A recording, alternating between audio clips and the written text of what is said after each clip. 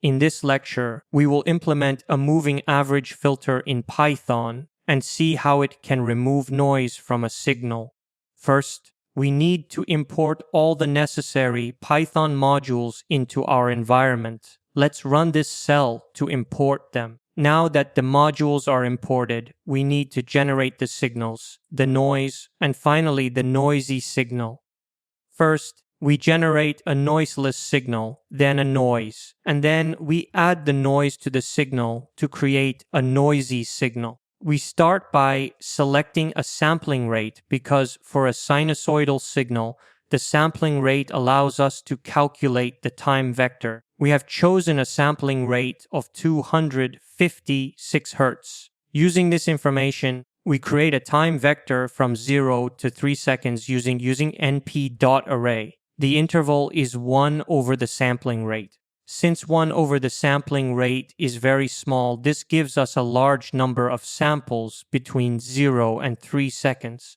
Next, we calculate the length of the time vector, which we call points. The number of points equals the number of samples in the sinusoidal wave.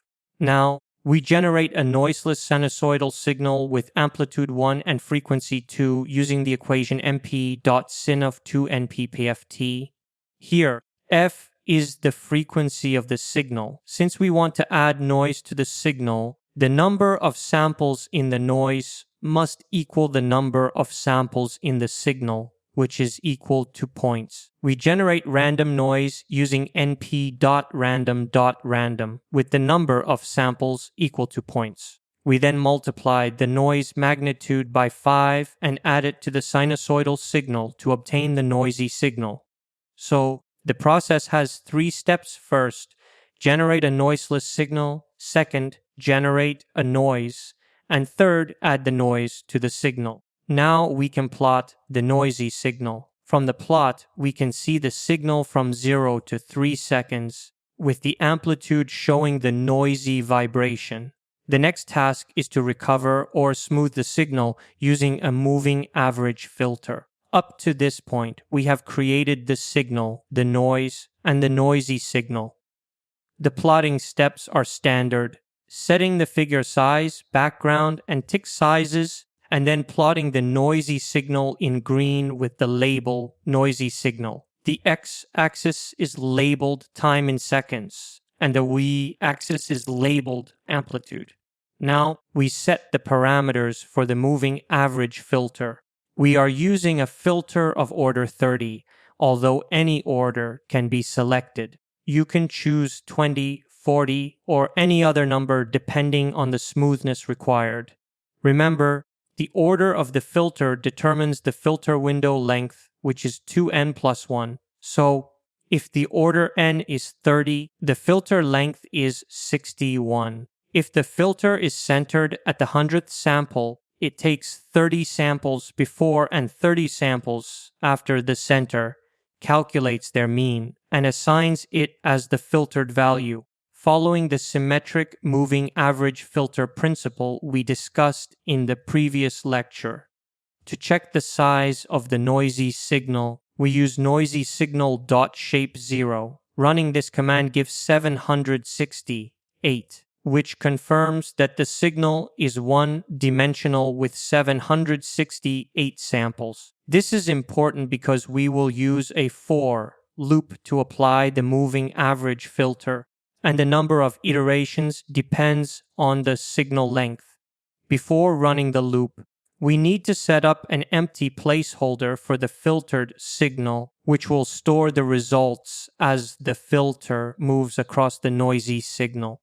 Now, this is our filtered signal. This will be the required signal once the filtering is complete, and then it will be called the filter signal. We have initialized the filter signal using np.zeros of noisy signal.shape0.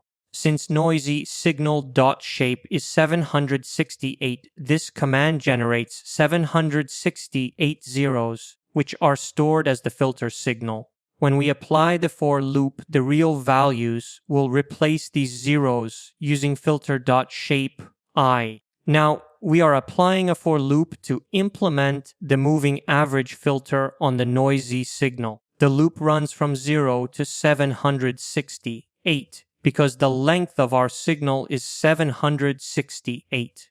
Here, we replace the placeholder with noisy signal.shape0. np.mean is used to calculate the mean, which is the essence of the moving average filter. The filter moves across the noisy signal and calculates the mean of the values according to its length or order. The for loop iterates from 0 to 768, which is the length of the signal. For each iteration, the filter moves according to its length, which is 2n plus 1. For the first iteration, when I equals 0, we take the mean of the noisy signal samples from 0 to 2n plus 1. In this case, with order 30, the filter length is 61, so we calculate the mean of samples 0 to 60. In the second iteration, when I equals 1, we calculate the mean from the second sample to the 62nd sample, and so on. This sliding continues until the filter reaches the last sample, always taking the mean of the 61 points at each step. Running this cell generates the filtered signal. np.mean implements the moving average filter by calculating the mean of the noisy signal for its filter length, not the entire signal at once. The for loop runs 768 times, sliding the filter over the entire noisy signal and reducing the noise step by step. Now, we plot the results. The noisy signal is shown in green, and the filtered signal is shown in red. You can see that the filtered signal successfully smooths the noisy signal, producing the required output. The high spikes and extreme noise values are removed, resulting in a smooth waveform. You can still observe the edge effect at the signal boundaries. As discussed in the previous lecture, this occurs because the moving average filter requires samples before and after the current point. At the last sample, there are 30 samples available before it, but 30 samples after it are missing. This lack of samples after the edges prevents proper filtering, creating the edge effect. We will address this problem in the next topic. Here, the code plots the filtered signal on top of the noisy signal in red with appropriate titles, axis labels, and figure size. In this way, we have successfully implemented the moving average filter in Python and removed the noise from the noisy signal. The important points to remember are that the for loop should run from 0 to the length of the noisy signal, which is 768. During each iteration, the filter calculates the mean of 61 samples for order 30. The sliding of the filter must follow its length, which is 2n plus 1. This ensures that the moving average filter fully covers the noisy signal from the first point to the last. We stop this lecture here. In the next lecture, we will explore another type of denoising filter,